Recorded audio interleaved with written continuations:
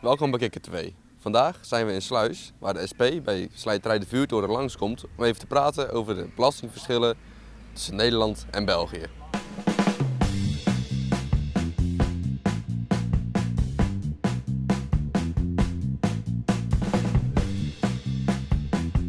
Hoeveel ligt het verschil ongeveer in de accijns tussen Nederland en België? Dat is verschillend voor welk soort producten het zijn. Wijn en mousserende wijn vooral is in België echt goedkoper door de accijnzen.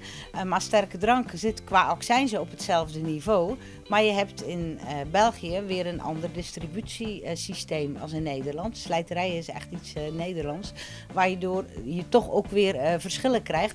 Maar het zit vooral ook tussen de oren van de mensen dat het goedkoper is in België.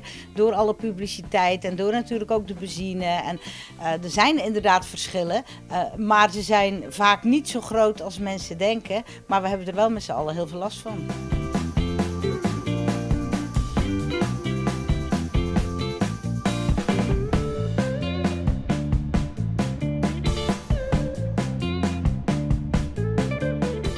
Als je moet concurreren met België, waar de accijnzen veel lager zijn, dan kom je als slijter of als pomphouder in de problemen.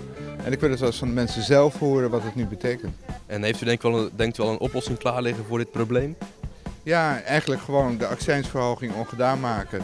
Zorgen dat de prijzen niet te ver uit elkaar lopen met België. En dan kan ook deze winkel weer een hele goede toekomst tegemoet zien. En u merkt dat de benzine in België goedkoper is en de drank is ook goedkoper. Zou u nou zelf ook niet naar België rijden om benzine en dan gelijk drank kopen? Nou, ik zal het nog sterker maken. Ik zit als Europarlementariër door de week in Brussel. En ik tank altijd in Brussel, omdat dat 20 cent goedkoper is op dit moment dan in Nederland. Wat heel gevaarlijk is voor de middenstand hier ook, is dat je niet alleen gaat tanken en misschien wat drank kopen, maar je zegt, ik ben toch in België, ik koop gelijk ook een boodschappenlijn. Dus het heeft nog een veel groter effect misschien dan alleen voor de pomphouder en de slijter. En we moeten er zo snel mogelijk in stoppen.